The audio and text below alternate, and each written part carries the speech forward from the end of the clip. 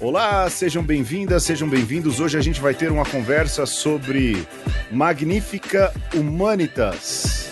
E eu sou Pedro Luiz. Eu sou Carlos Marques. E eu sou Alexandre Ferreira. Olha, se alguém tinha dúvida para que veio o Papa Leão XIV, acho que toda a dúvida está sanada, não é? Eu acho que ele disse ao que veio agora nessa primeira encíclica daquilo que eu acho que vai ser um longo papado, e para falar, não é, da encíclica, mas também para falar de IA, a gente trouxe alguém que se arriscou a enterrar a própria carreira, que é o Carlos Marques.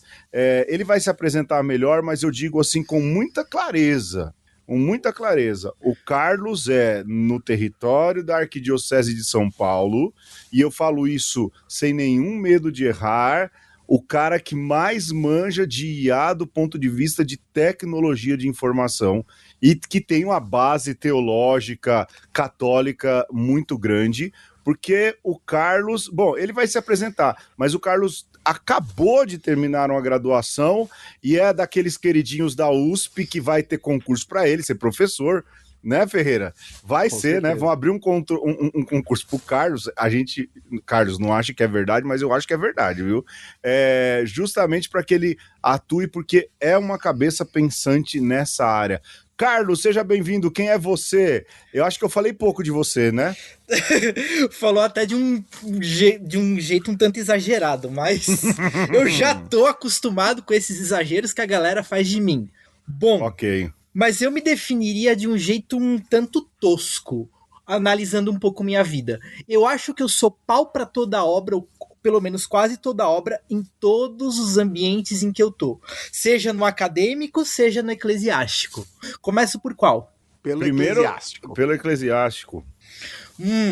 Bom, eu sou paroquiano aqui da paróquia Nossa Senhora das Graças da Vila Carolina, aqui na região Brasilândia. Yes! Sou servidor do altar e aqui dá pra fazer uma pontezinha com o acadêmico, porque ultimamente nas missas que rolam às quartas-feiras lá no território da USP, eu também tô servindo. Boa. Olha aí. Então tem muita propriedade para discutir, mas do ponto de vista acadêmico, Carlos, agora você tá no mestrado, não é isso? Isso. Bicho do mestrado, como eu diria. Bicho do mestrado. Mas mestrado em quê, Carlos? E onde?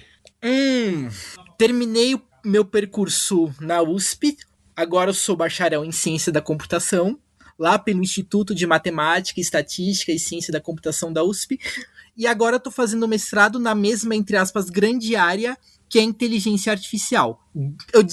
Eu digo grande área porque IA envolve uma porrada de coisas, mas mais especificamente dando uma delimitada e voltando um pouco na minha história, eu sou da primeira edição de um grupo de extensão que tem lá no IME, que a gente chama de LEARN, que é Liga de Estudos em Aprendizado de Máquina e Redes Neurais.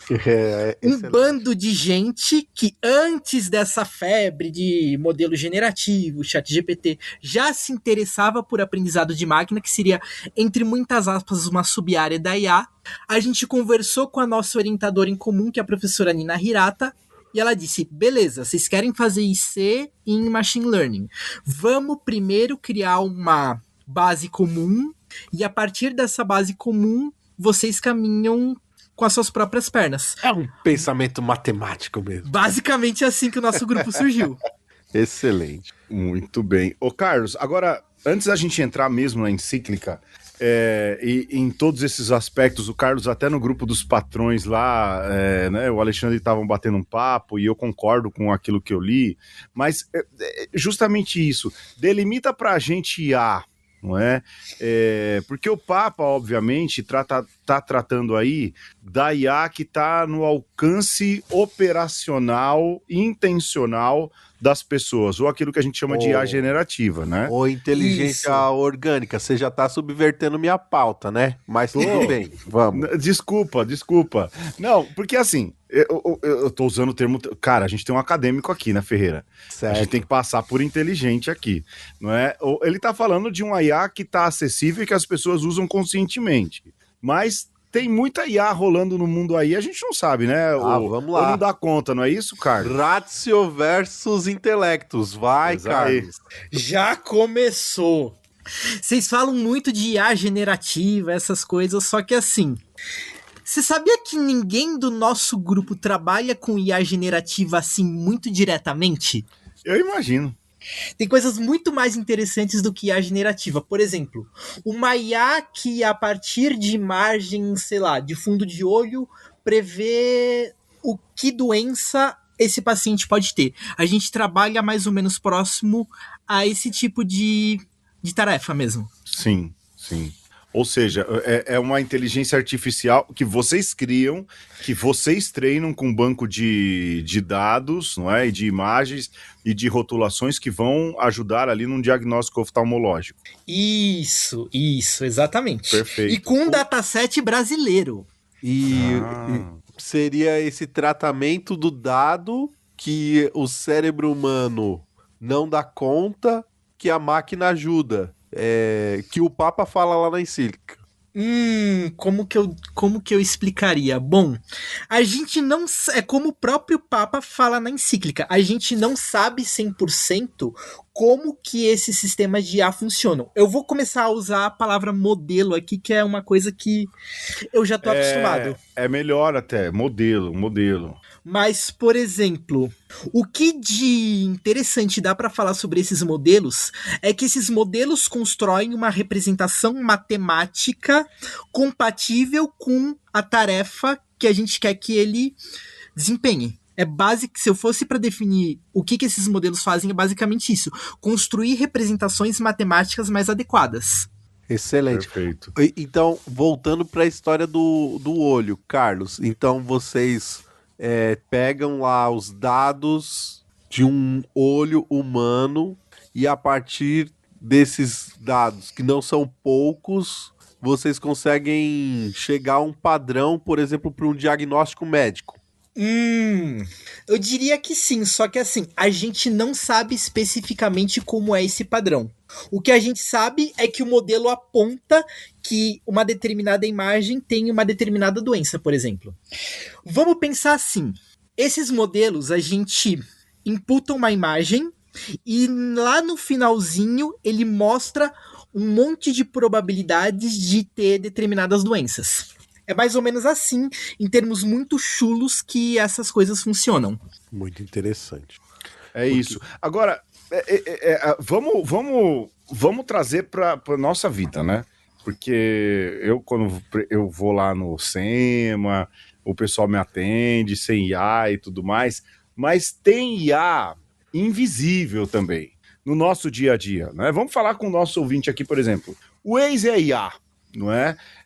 E agora eu quero falar do impacto social dessas IAs. Por exemplo, o Waze é IA, o Waze, o aplicativo, não é? Que, como diz o Chico, o Gilberto Gil, é um nome feio, mas é o melhor meio para se chegar. O Waze é uma IA, não é isso, Carlos? Mais ou menos. Ela tenta, ela pega todos os dados ali e, de alguma maneira, ela tenta direcionar o tráfego. Não é isso? Isso. E dar sugestões de tráfego, não é? Melhor até do que eram os antigos GPS e tudo mais. E eu queria falar dessas IAs invisíveis que existem e que impactam diretamente, por exemplo, a nossa realidade. Antes da gente entrar no Papa, né? Por exemplo, a minha rua aqui, o Ferreira conhece, a minha rua aqui é uma rua de interior, super calma, super tranquila.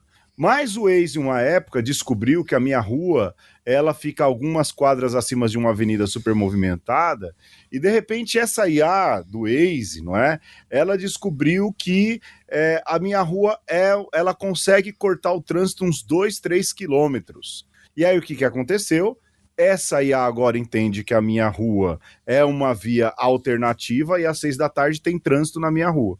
Ou seja, o que eu queria falar é isso, essas IAs, né? O Carlos falou aí de IAs de medicina, treinamento, modelos e tudo mais, mas essas IAs invisíveis que permeiam o nosso dia a dia, e me corrija se eu estiver muito errado, elas têm um impacto de modificar a nossa realidade no dia a dia sem a gente perceber muito. Por exemplo, filtro do Instagram. Tem um quê de IA ali também, não tem, o Carlos? Eu acho que hoje tem. Então. E aí, por exemplo, quando você pega não é, sobretudo são jovens e meninas, não é, que sofrem essa pressão estética, e elas querem ter cara de filtro, de alguma maneira, não é, a vida sendo impactada por um modelo de IA. Quando a galera resolve tirar foto desfocada, toda chique no celular, no telefone, tem uma IA ali rodando também, não é? Então a IA, essa IA invisível, ela tem um forte impacto no nosso dia a dia, sem contar a coleta de dados que acontece a cada vez que a gente usa, né? Fala, Ferreira, o que você ia dizer? Não, eu ia falar que com certeza tem esses usos, né, invisíveis. Isso sempre me surpreende. Você falou do Waze, eu lembrei da primeira vez que eu vi o Google Earth, né? Sim. E sabe quando você dava aquele zoom e praticamente via as pessoas na rua? Sim. Eu fiquei pensando assim, isso é estarrecedor, né? Que o quanto que, se esse tipo de coisa já está disponível para o grande público de maneira, entre aspas, gratuita, você imagina há quanto tempo isso existe.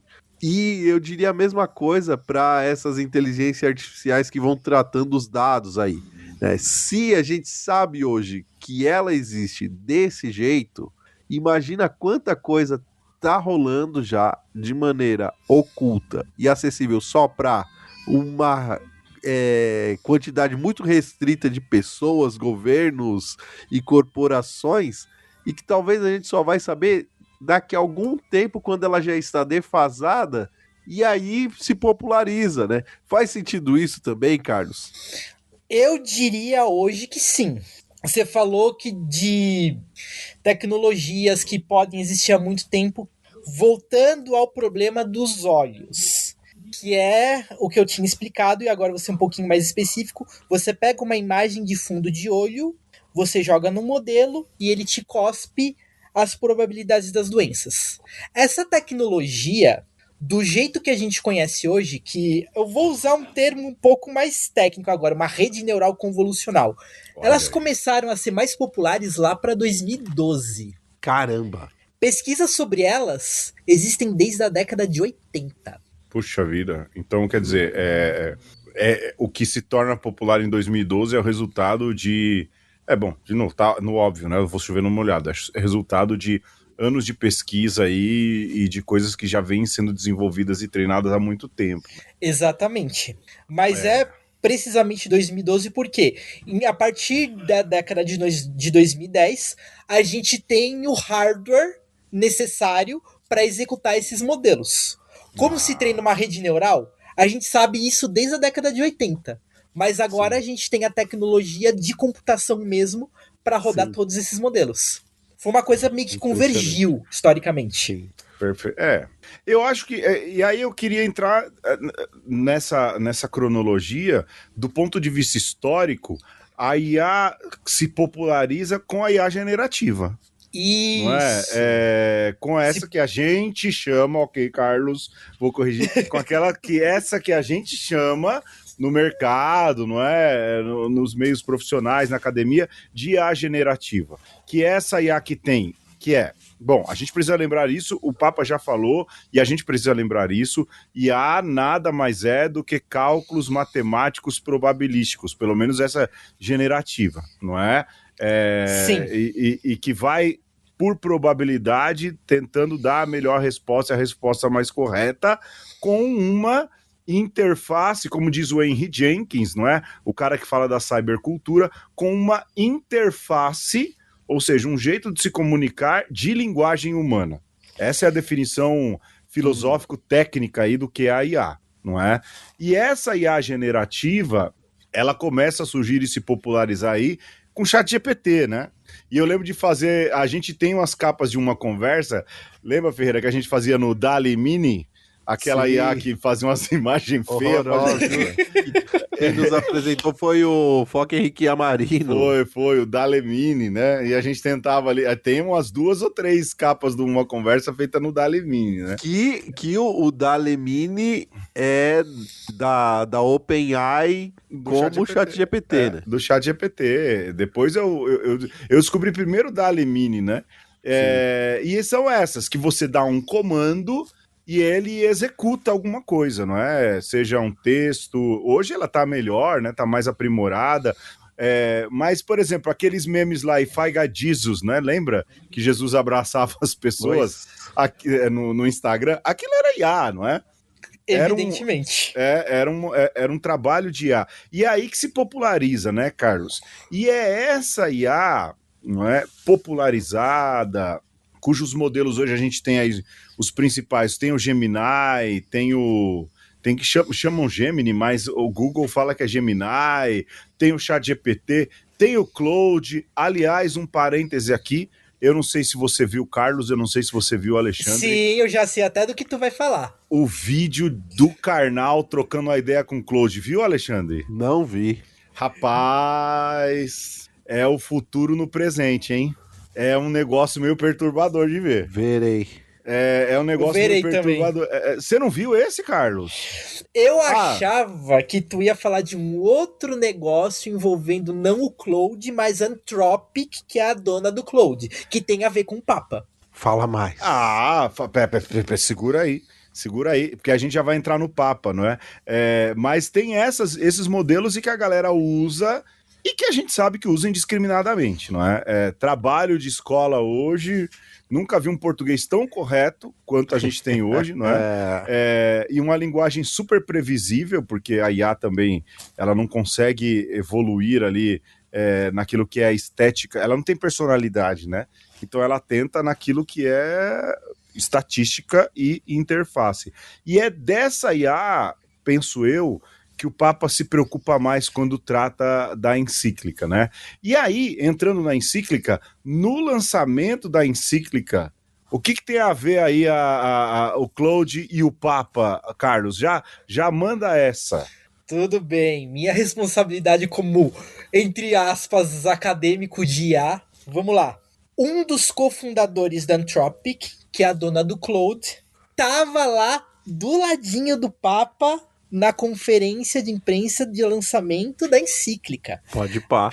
Além do fato do Papa estar lá, que pelo jeito é uma das primeiras vezes em que o Papa está na conferência de lançamento da encíclica dele, tá lá o Christopher Olah, literalmente do ladinho dele. Eu não liguei o nome à pessoa, mas eu lembro que isso repercutiu mesmo, que tinha um cara de IA junto com o Papa. E aí, eu lembro que eu conheci o Claude pelo Foca, mais uma vez aqui citado. Abraço, Foca. E o Foca falava da preocupação do Claude com a questão ética. Aham. Que era exatamente ali no tempo das polêmicas com o Grok, que é a inteligência artificial do Elon Musk, e aí ele falava, olha, é interessante ficar de olho nessa outra aqui. E, cara, eu, assim, das que eu mais gosto de conversar, das que eu mais converso, o Cláudio é disparado o meu amigão. Então, vejam o vídeo do Karnal. Ferreira, coloca no post aí o link, né? Certo. Eu acho que vale a pena aí, porque é um negócio doido, hein? A gente pode gostar ou desgostar do Karnal, mas é um negócio doido aí, vale bastante a pena. Pois bem, o Papa lança uma encíclica na ocasião do 135º ano da Rerum Novarum. A gente já falou de Rerum Novarum muitas vezes, a gente tem um programa sobre a Rerum Novarum, sei lá qual é, sei lá em que número que tá lá pra trás, lá... Vocês procuram aí o que vocês acham, né? O nome do programa é Trabalho e Doutrina, alguma coisa assim. Olha aí, nada melhor do que uma pessoa organizada e que ouve o programa. Porque, Carlos, a gente meio que larga de mão. O nosso episódio favorito é o que a gente tá gravando. Rapaz, hoje eu comecei a ouvir um pedacinho de Reginaldo Rossi de novo, Pedro. Que Sério? saudade. Olha aí, abraço Sérgio, né? Abraço Sérgio, olha aí. E não fomos pegos no direito autoral desse aí, não? Não sei por que, ainda não. Ok, vamos lá. Reginaldo Rossi é generoso. Enfim, não piadas internas. O Papa lança a primeira encíclica de Leão XIV. Aliás, vamos falar, né? Ao escolher o nome Leão XIV, Então. Tava na cara. Tava na cara. Que caminho ele iria seguir? Leão 13.2. Leão 13.2, não é? E ele escreve algo. Eu vi essa discussão de vocês, não é, Carlos e Alexandre, ali no grupo dos patrões, de que é um Rerum Novarum 2. Então, eu sei a importância... Isso no dia em que ele foi eleito, a gente conversando sobre isso. Eu falei, Rerum Novarum vem aí. Nossa, falou mesmo. Foi mesmo. Tá vendo só? É a própria IA humana, não é? Antecipando cálculos probabilísticos do Carlos. Mas... o que eu acho particularmente interessante é que a gente não viveu, né, o 1800 o fim do século XIX, não é? Para entender de fato o peso da Rerum Novarum. A gente sabe o peso histórico, o quanto ela é importante hoje, tudo, mas a gente não estava ali nessa época, né? A gente consegue imaginar historicamente. Agora, ler a Magnifica Humanitas hoje, cara, eu falei, esse papo é caba-macho. Sem diminuir aí as mulheres, hein? Eu tô usando cabra-macho no sentido da força, não é? Ele não tem medo de tocar em feridas muito profundas e nominar algumas questões muito importantes, o que mostra que ele tá bem assessorado, obviamente, mas que ele entende do riscado. Vocês não acharam isso também, não? Bastante. É como eu coloquei no Twitter. Nossa, é cada rugida que o leão tá dando. Olha aí. Não, eu achei assim... eu achei muito, mas muito pertinente, não é? Eu acho que, para começo de conversa, eu gostei muito daquela imagem bíblica que permeia todo o documento, não é? Que é a imagem da Torre de Babel e das muralhas de Jerusalém que precisam ser reerguidas, não é? Que é uma retomada já da metáfora que o Francisco usou para falar de terra, teto e trabalho. Ah, é? Eu não sabia, eu claro não lembrava. Que sim, Pedro. Começo de conversa lá do Fraternidade e Moradia, pô. Ele usa esses aí? Autorreferencial. Sim, ele não usa da construção de Jerusalém. Isso é a inovação do Leão. Mas veja lá. Acho que tá no... Eu não lembro agora se tá no começo de conversa, mas eu lembro de que isso me marcou bastante lá no discurso do Francisco, porque o Francisco faz a referência a um rabino, se eu não me engano, do século XIII, que faz uma midrash sobre a Torre de Babel e cita a parada do preço do tijolo ser mais caro que a vida humana. Ah, eu lembro disso.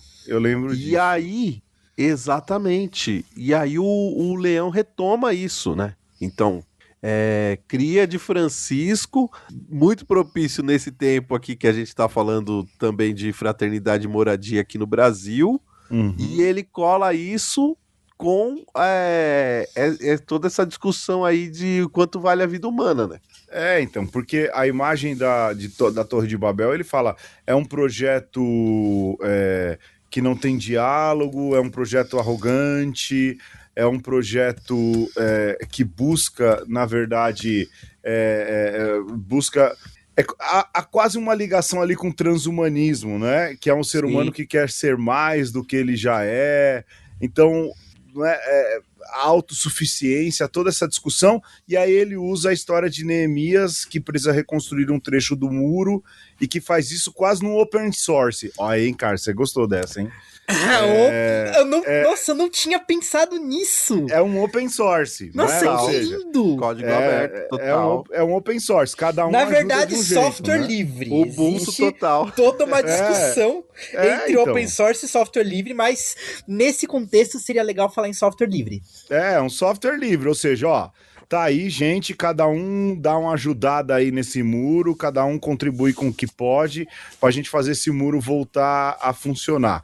Fala mais aí sobre software livre, Carlos. Não, agora eu tô aqui pensando, seria o Linus Torvalds, o Neemias do século XXI? Vocês têm que... Na verdade, Vocês- século XX, né? Que o Linux ele surge em 91. Sim. Agora traduz aí, que eu não entendi nada. Muito bem, software livre.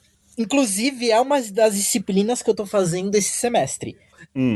A ideia do software livre é justamente essa. Você deixa o seu código disponibilizado, o seu projeto disponibilizado, sobre uma licença própria que te permite copiar, propor modificações basicamente. Não vou falar, muito tecnicamente de licença GPL. E a ideia é justamente essa, cada um colaborando para construir a complexidade desse negócio. Eu mesmo fiz uma modificaçãozinha junto com um amigo meu num módulo muito específico do Linux mesmo. Essa era uma das tarefas que a gente tinha que fazer. E A gente fica mais complexo e completo porque mais cooperativo. Porque mais cooperativo. Exatamente. Responde aquilo que são as necessidades das pessoas, né? Nossa, que imagem linda. Eu não tinha parado pra pensar nisso agora. Mas não é minha. Eu li em algum lugar, eu não lembro aonde, viu? Mas não é minha, não é. Agora. Mas alguém, eu não sei se foi em algum artigo da Unicinos, em algum lugar, falando, o Papa tá propondo open source, né? Sim. Mas deixa eu problematizar isso daí, Pedro. Que é uma coisa que eu fiquei Você discorda do Papa? Você discorda vou do discordar. Papa? Lá vem o filósofo, né? Vai lá. E vou discordar porque ele é agostiniano. Não, então, vou discordar fundamentalmente e ontologicamente porque ele é agostiniano. Ele cita a Cidade de Deus, Cidade do Amor. Ele usa. E ousou citar Tomás de Aquino. Isso é grave, né, Ferreira? Isso é grave. Né? E ele deveria ter ficado no século V. Mas é interessante que ele fala, né? Quando ele fala dessa questão de cidade, de amores e tudo mais, tem um quê de cidade de Deus ali, né? É um agostiniano, né? Tem. Ele fala como tal, não é? Não, mas quem sou eu pra falar da agostinianidade do Papa, né? Pois é. Longe disso. Mas o que eu... Assim, essa definição que me pega, que ele retoma o Tomás de Aquino para fazer a diferença aí do Ratius e do Intellectus, e para falar que, olha, as IAs, elas são boas de matemática, mas sempre vai faltar o Intellectus, né? E aí faz toda uma defesa do Intellectus, porque cada humano... Friccionar o cérebro, Platão, né? Cada humano tem uma inteligência. Tudo bobagem, viu? Oxi!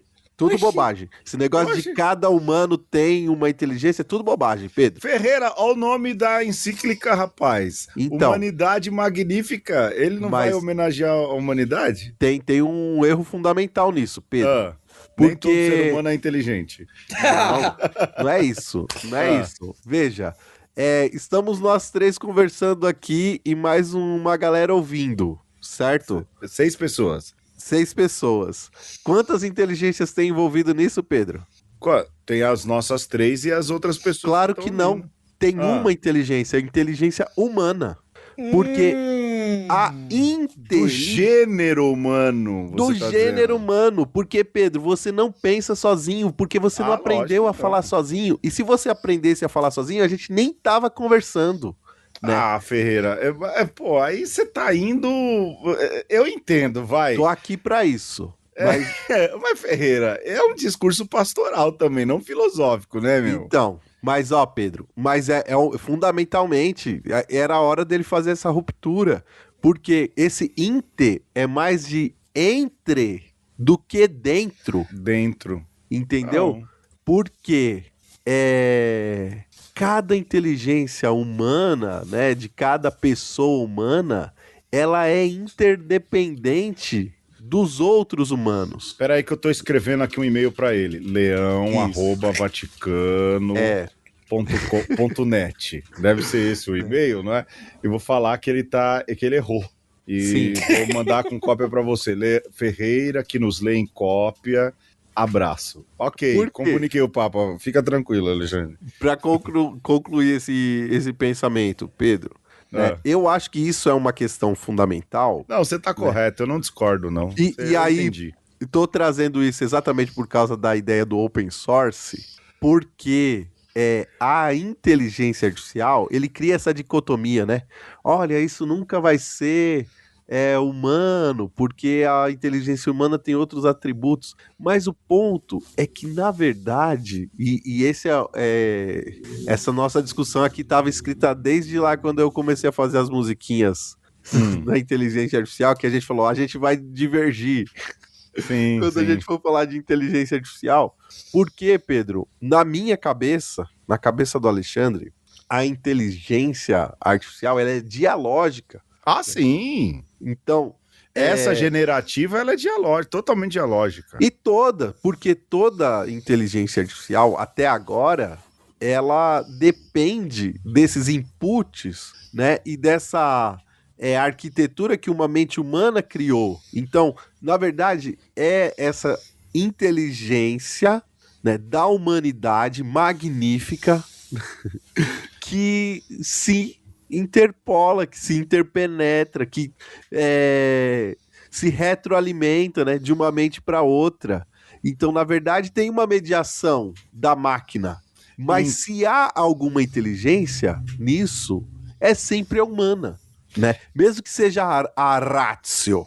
Não, eu entendo, se não ver errado, eu entendo, eu concordo, concordo com o ponto em gênero, número e grau, e vou além, inclusive, não é? Quando você fala dos inputs, não é? E aí acho que está o grande problema desse tempo, que é um problema de linguagem, não é?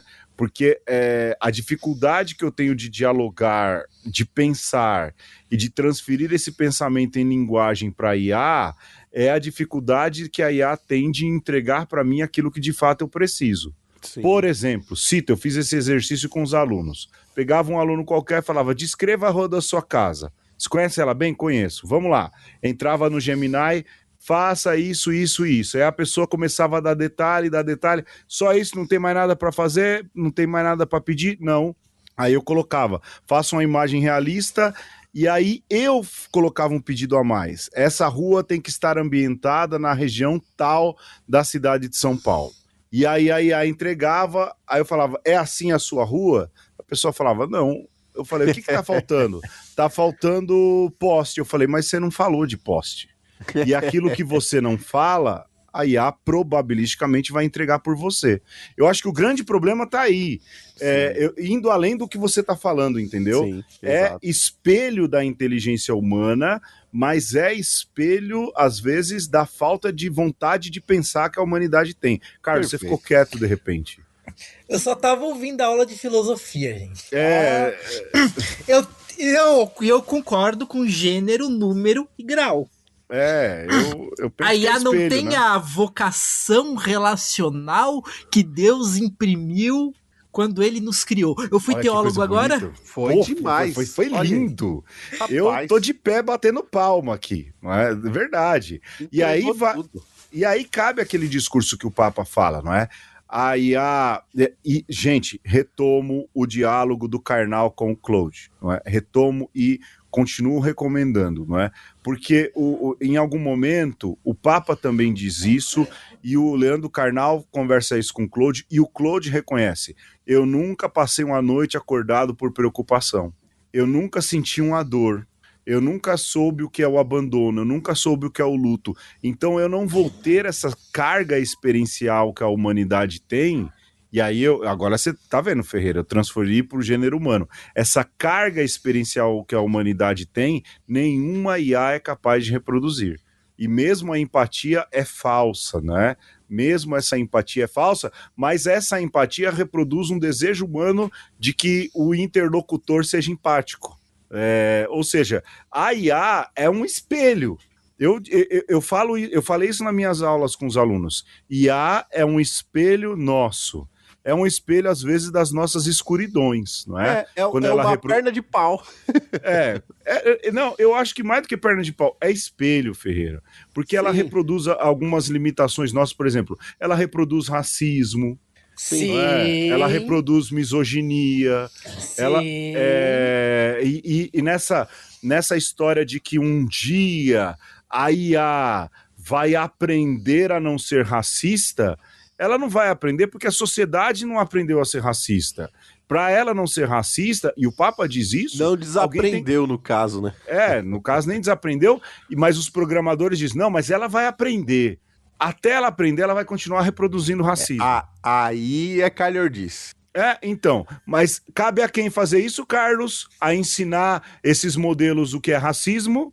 Cabe a quem? A gente os portadores da suposta inteligência humana. Nós, programadores, inclusive o Papa fala isso, tendo consciência dos problemas da nossa sociedade. Porque tem gente que vê toda essa realidade e se aliena. E o Papa fala isso. Vocês não podem se alienar. Exato. É aí que entra. Porque essa galera de Vale do Silício, e o Papa deixa muito claro isso, né? Que pensa que o ser humano é uma máquina falida, que é uma máquina que não... quando ele fala do transhumanismo, essa galera fala, não, a IA vai deixar de ser racista quando ela aprender a deixar de ser racista, não é? Com os treinamentos e modelos. Mentira! Quem vai fazer ela deixar de ser racista, e o Carlos foi pontual, quem é? O programador. É o programador que vai ensinar esse modelo a não ser racista. Enquanto alguém não ensinar e colocar isso nas linhas de programação, ela vai continuar reproduzindo, e quem quer que ela aprenda, na verdade, não tem, como diz o Carlos, é alienado e acha que isso tem que ser aprendido. Só que quem é preto e está sofrendo e vê o discurso racista se espalhando, tem pressa, não dá tempo de esperar a IA aprender. Porque se nem a inteligência humana não aprendeu, quanto menos a IA. Gente, a gente já passou 10 minutos da metade do programa, verdade. Os despatrocinadores já estão cobrando. Alexandre, tem musiquinha, Alexandre? Tem musiquinha. É a musiquinha mais paradoxal de todas, porque é um trecho da encíclica do Papa falando sobre IA, né? É uma musiquinha feita de IA, criticando a própria IA. Olha aí. Para ilustrar esse programa, né? E então fiquem aí com Humana e Magnífica, que é o próprio MC Prevost, sobre a produção de Aleu Ferreira. MC Prevost. Aliás, antes da gente comentar, antes da gente começar a musiquinha, se no Spotify tiver mais de 10 comentários desse programa, eu vou postar, vou entrar no Instagram e vou postar um clipe que o Alexandre me mandou. Brain Hot. Eu vou postar aquilo lá, Alexandre? A minha resposta vendo aquele clipe foi, mas o quê? Foi só o que eu respondi. Se tiver mais de 10 comentários no Spotify, eu posto no Instagram de uma conversa essa genial... Esse clipe ficou muito bom, Alexandre. Ficou muito bom. Rapaz, é ofensivo. Eu espero que comentem para que a gente coloque e chegue no Papa Francisco. De feliz memória, no Papa Leão. E ele ou dê risada ou mande fechar essa pocilga de uma conversa. Gente, antes da musiquinha, peraí, tá começando agora, você tá ouvindo? O Gemini, Carlos e Alexandre, não estava contando com a informação do Papa Leão XIV como atual Papa da Igreja. Sim. E ele teve dificuldade de gerar imagens, porque eu precisei fazer uma apresentação num curso que estou dando, ele não conseguiu gerar a imagem do Papa Leão XIV. Ou seja, a IA, que tem toda a database do Google, não foi capaz de entregar uma imagem do Leão XIV e ficava me corrigindo dizendo, não, Papa é Francisco e o Papa Leão é o 13. Durmam com essa. Vai de musiquinha.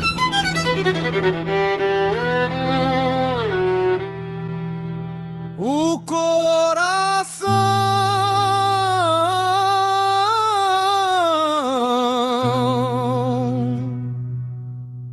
tem necessidade de proximidade, de momentos e lugares.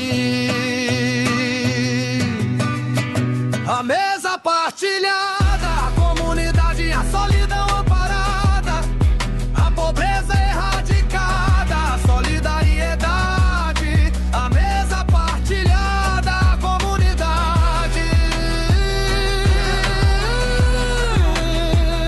Mas tá no topo das tendências. Acelerar, fragmentar, recrudescer as mãos e as mentes dispersar. Na falta de atenção, propagar palavras levianas, descuidar da carne humana. Redes digitais multiplicam conexão, mas e o coração? O coração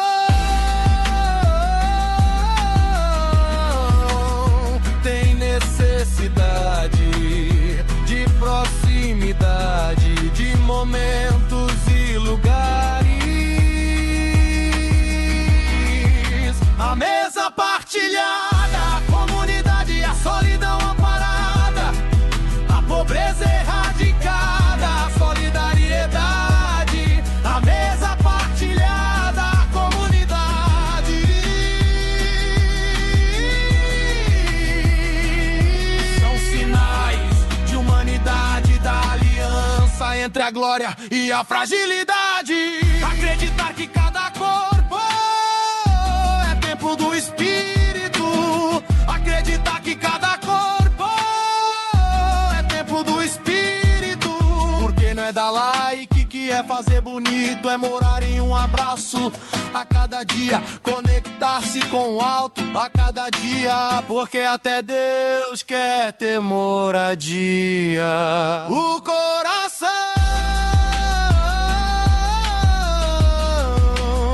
tem necessidade de proximidade, de momentos e lugares.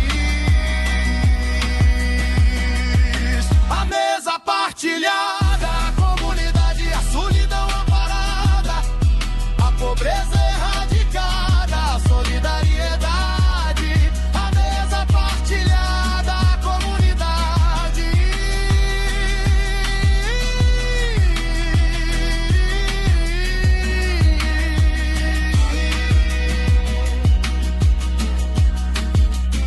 E nesse episódio nós estamos falando da nova encíclica do Novo Papo.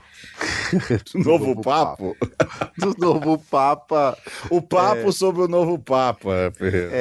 Olha o trava-língua aí. Aí. E o Pedro queria debater comigo sobre inteligência artificial e ele chamou um mediador de peso, o Carlos Marques, que é nosso patrão de uma conversa. É patrão. Sim, sim. E que é ouvinte de longa data e é um especialista, né, no assunto. E é um especialista de verdade, não é? É um cara que pesquisa, estuda e produz na área, né? E aí, Exato. Ferreira, vamos pra frente? O que você propõe aí? Vamos falar agora, né, desse do grosso da encíclica, porque no fim, vamos falar a verdade, esse negócio aí da inteligência artificial é um clickbait, né? Porque o Papa, na verdade, ele quer falar sobre humanidade. E ele dá umas pauladas gostosas, né? Muito. Quando ele fala da questão do transhumanismo, mas pedindo perdão pelo vacilo da igreja, né? E esse perdão deveria ter acontecido lá na Rerum Novarum do Leão XIII, porque exatamente ali estava acabando a escravidão.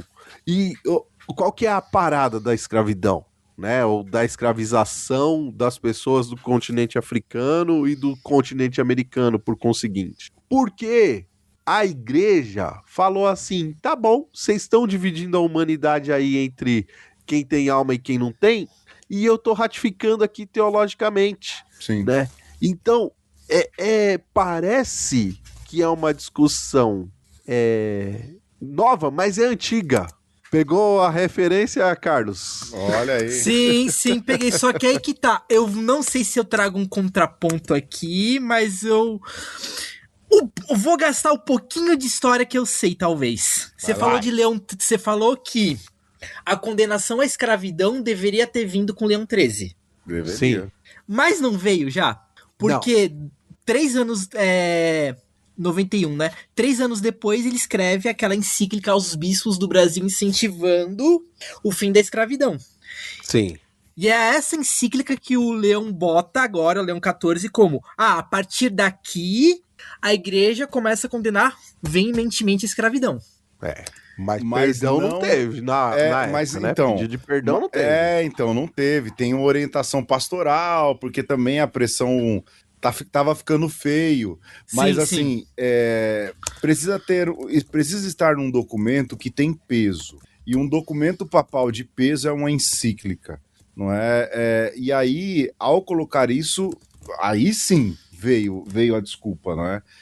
Leão XIII, gente, é muito curioso. Desculpa fazer esse desvio, né? É muito curioso a figura de Leão XIII, né? Desse ponto de vista, ele era bem avançadinho, né? Mas Sim. no que diz respeito ao diálogo teológico com a modernidade, ele mandava ler Tomás de Aquino. Sim. Não, gente, vamos ficar no Tomás de Aquino, não vamos de modernidade, não, né? Ou seja, tem essa dicotomia, enfim, não é? Que pra época devia ser moderno ou não? O Tomás de Aquino? Sim. Não, tinha... Por entendimento da igreja. Aí eu que não sou especialista. Não, Kant era já o tinha... Era o que havia. Era o que havia, mas depois de Kant, tudo tinha que ser repensado.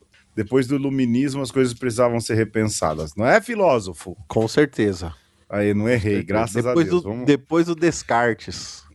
Depois do Descartes, depois de Kant, a coisa... Depois do Galileu. Depois de Giordano Bruno. Vamos mais pra trás, né? Depois de Américos Vespúcio. E o Degarda de Bingen, né? Depois de Jesus, as coisas precisam ser repensadas. É verdade. Não, mas olha, a coisa do novo mundo pega, né? Pega muito, né? Pra gente pensar que a igreja deveria ter abrido mão do Tomás de Aquino quando a galera falou assim, de fato existe uma parte do mundo aqui que a gente não conhece. Pois e que a gente tá começando a conhecer. Então deveria falar, então será que essa ideia aí tomista resolve tudo? E a igreja só abriu mão.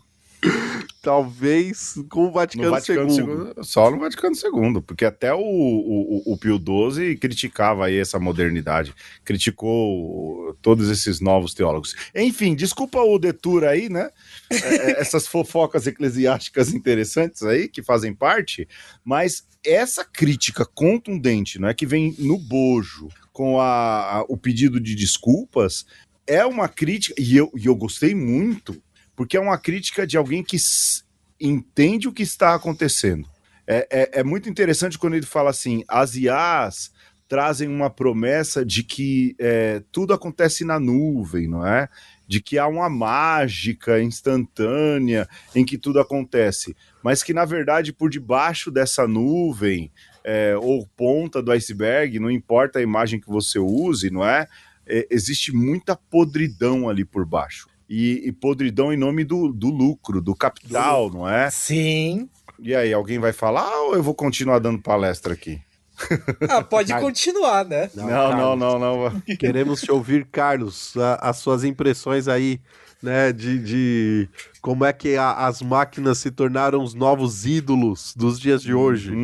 Mas aí que tá, ainda voltando a essa parte de escravidão. Claro, não falando agora do horror que aconteceu até o século XIX, mas olhando pra hoje. Uma coisa que eu achei super interessante que Leão fala nessa parte é que, para as IAs funcionarem, tem exploração por trás. Exploração de pessoas que extraem os minérios. Achei exploração de pessoas que são, às vezes, obrigadas a ver dados completamente sensíveis para classificar como dados sensíveis. Sim. Para treinar Isso achei de uma sacada. Nossa, ele foi até nisso. Era uma coisa que eu desconhecia. Essa galera que trabalhou em rotulagem de imagem, de dado, de vídeo. Tem uma reportagem, se eu não me engano, da revista Time que falou sobre isso. E é muito pesado, sabe? De gente que ficou vendo ali imagem de Foi pornografia desumanizada pra IA ficar mais com cara de humana. Justamente. Sim, rotulando pornografia infantil a rodo, sabe? Várias horas por dia e tudo mais, por um preço irrisório.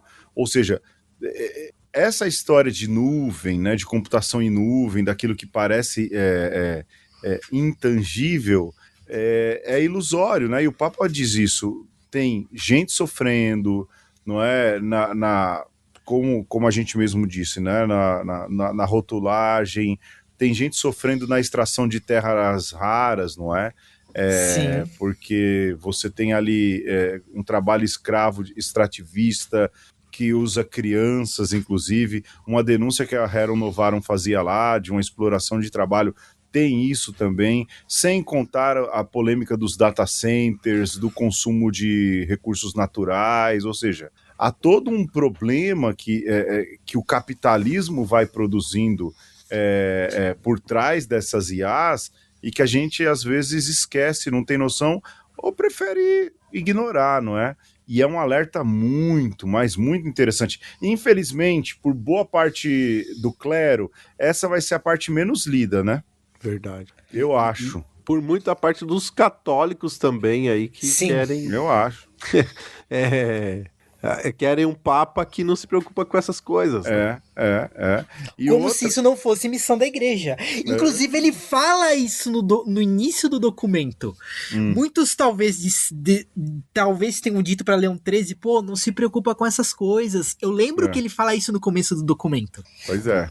Como se isso não fosse missão da igreja. Não, e outra, é um cara desse tempo. Como a gente falou, é o primeiro papa de smartphone, cara. É o primeiro papa que virou bom, o Francisco já tinha virado, né?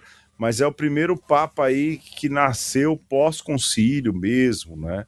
Francisco viveu uma igreja pré-conciliar. Acho que o Prevost não, já viveu uma igreja totalmente reformada no concílio e tudo mais, né? Então, um pouco mais aberta, né?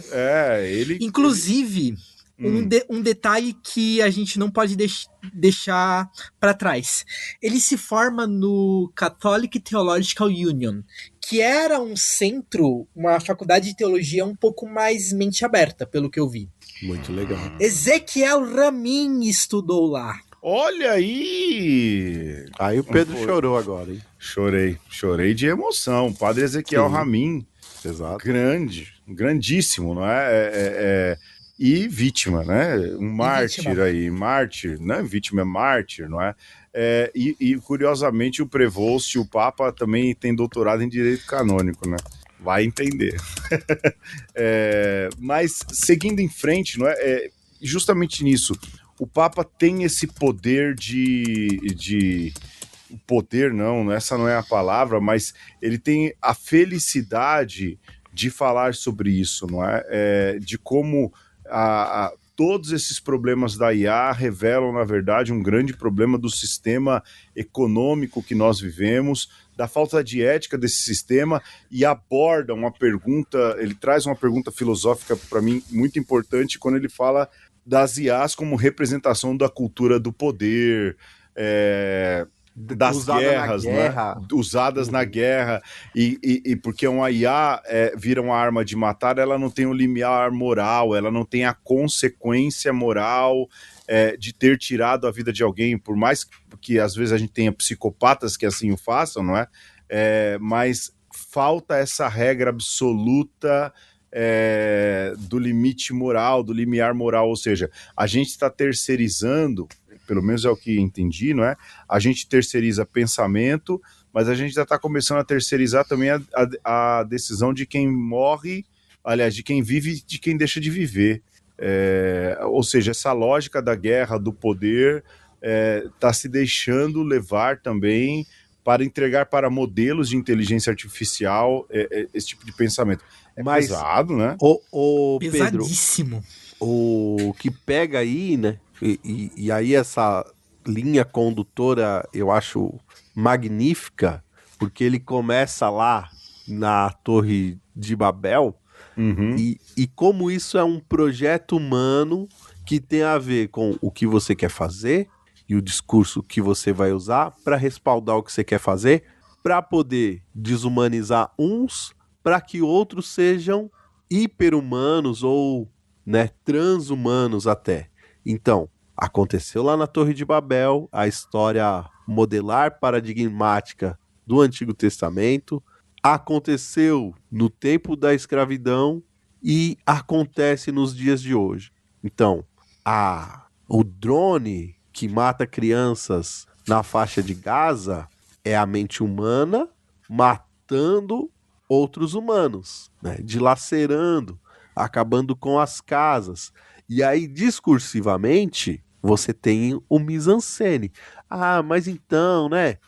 Pode ser que foi uma falha da máquina, porque, afinal de contas, as máquinas não são perfeitas, foi um dano colateral, mas a desumanização tá atrás disso tudo, né? E ela é querida. Então, o Papa Francisco, não sei por que eu falo Papa Francisco, porque talvez eu sou saudoso do Papa Francisco ainda, né? Lógico. Eu tô igual o Google lá. Porque o legado dele também tá em Leão. Por isso tu tá falando de Francisco. Eu sempre falo, obrigado, Carlos. O primeiro grande legado de Francisco é Leão. Olha, rapaz, o Francisco elegeu o Leão, deixou o Leão eleito. Justamente. Então, hoje a gente tem certeza. Mas o Papa Leão, né, ele não deixa que esse pano seja passado. E isso, assim, para mim é profético e aqui eu tenho que dar a mão à palmatória, tenho que, né, exaltar Leão, porque ele bota o dedo na ferida, o que Leão XIII não fez no seu tempo, tanto assim, né? Leão XIV faz a par e passo, né, no dia que está acontecendo, falando, vocês querem matar, vocês matam, mas não vem se chamar de cristão e não vem falar que vocês são humanos, porque vocês estão no ápice aí daquilo que não é humano, quando vocês, em nome do dinheiro, em nome do poder, trata outras pessoas de maneira diferente, não respeitando a inteligência dessas pessoas, não respeitando a liberdade, não respeitando os afetos, e ao invés de criar pontes ou muros que protejam e acolham, vocês criam máquinas que bebem água pra caramba para continuar erguendo seus castelos e escravizando as pessoas. Rapaz, quando eu entendi isso da encíclica, eu falei assim, tô com esse cara. Não, foi show, foi show. E aí, para terminar, gente, porque a gente também precisa terminar o programa, termina como toda a encíclica, se referindo a Maria, mas, de novo, qual Maria, né? Qual Maria? E não é a Maria dócil, doce, não. É a Maria que canta Magnificat, Pois rapaz. Lindo! Achei lindíssimo. Pois é, rapaz. Ensina a observar o mundo a partir de baixo, com os olhos de quem sofre, dos órfãos, dos marginalizados, pela eficiência teológica. Pô, cara, esse cara aprendeu tudo de teologia na América Latina. A América Latina converteu esse mano, velho. Porque, assim, deixou de ser dócil ou protocolar. Não, Maria é a Maria do Magnífica. É pra essa aí que a gente precisa olhar. Pô, nessa hora aí eu falei, Leão me ganhou, hein? Olha, rapaz, né? Aliás, que tratado, né? Que começo que tratado, cara. Que presente viver nessa época da gente ver esse lançamento. Que presente a gente poder discutir isso, não é? Numa conversa, registrar na história isso, é algo fabuloso. Gostei muito da gente viver uma página tão bonita como Francisco e ver a abertura do pensamento do Leão, pelo menos até agora, de maneira fabulosa com essa Hero Novarô. com essa magnífica. Eu fiz o alto falho de propósito, não é? Com essa Hera Novara ainda as coisas novas, e as coisas novas, elas são novas e velhas, os problemas não mudaram muito, e a gente precisa salvaguardar a humanidade daquilo que a humanidade mesmo criou, e não é só a IA, é o sistema, e esse sistema de governança mundial capitalista tá levando a humanidade pro buraco. Chega, eu não tenho mais nada para falar. Você tem para falar, Alexandre, antes da gente passar a palavra pro Carlos? Eu assino embaixo. Não tem mais nada também, assim. Só agradecer o Carlos. e foi muito bom ouvir vocês, dar aquela desopilada que eu acho que fazia tempo que a gente não fazia, né, Pedro? E que bom estar com o Carlos, essa mente... olha, mais devota que nós, né, Pedro? Mais. Inteligentíssimo e antenadíssimo aí com as coisas tecnológicas e da igreja. Obrigado, Carlos. Com as Res 9 do mundo, né? Isso. Com as Res 9 do mundo. Manda o seu recado aí, rapaz. E talvez alguém com a consciência da tosquice funcional que esses modelos são, na verdade. Porque sim, eles têm... O que é bonito nesses modelos é literalmente como a matemática funciona neles. É uma combinação que não dá para explicar aqui. Mas, ao mesmo tempo, são modelos extremamente toscos. Voltando àquela imagem, uma imagem um tanto real que eu falei no começo do programa, que é do modelo que pega a imagem de fundo de olho e cospe a probabilidade de ter várias doenças. Esses modelos de língua são basicamente o quê? Que falam modelos de linguagem, mas eu prefiro modelos de língua porque é a tradução mais apropriada. Pegam uma frase e só vão cuspir a probabilidade da próxima palavra. É só isso.